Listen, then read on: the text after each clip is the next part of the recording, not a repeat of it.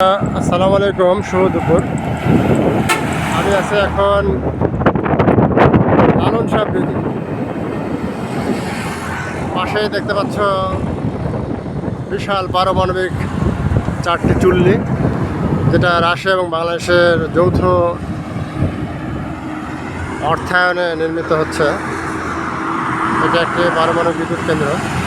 এটা চালু হলে উত্তর অঞ্চলের বিদ্যুৎ ঘাটতি আর থাকবে না ইনশাআল্লাহ।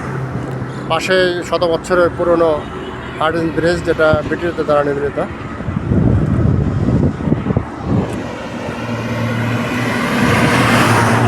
এপাশে ঈশ্বরদী, আর এপাশটা হচ্ছে কুষ্টিয়া, যশোর, খুলনা। উত্তরাঞ্চল এবং দক্ষিণাঞ্চলকে সংযুক্তকারী একটি সেতু,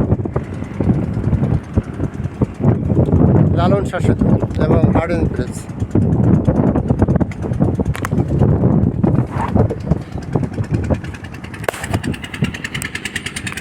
লালন শাহ সেতু পদ্মা নদীর উপরে নির্মিত।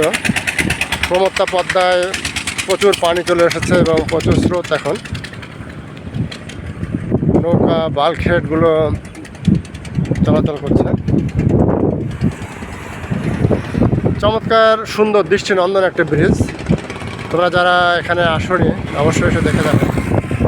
এখানে আসলে মনে হবে না যে আমি বাংলাদেশে আছি, ইউরোপের কোনো একটি জায়গায় আমি ঘুরে বেড়াচ্ছি। চমৎকার, বিশেষ করে চুল্লিগুলো এত সুন্দর।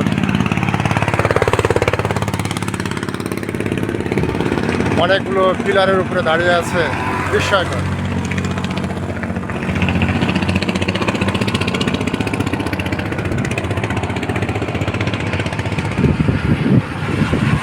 এই সেই প্রমত্তা পদ্মা, যেটি হিমালয় পর্বতমালার গঙ্গোত্রী নামক অববাহিকা থেকে ইন্ডিয়ার উপর দিয়ে প্রবেশ করে, ইন্ডিয়া দিয়ে প্রবেশ করে বাংলাদেশে প্রবেশ করছে এবং যে মিশবে বঙ্গোপসাগরে।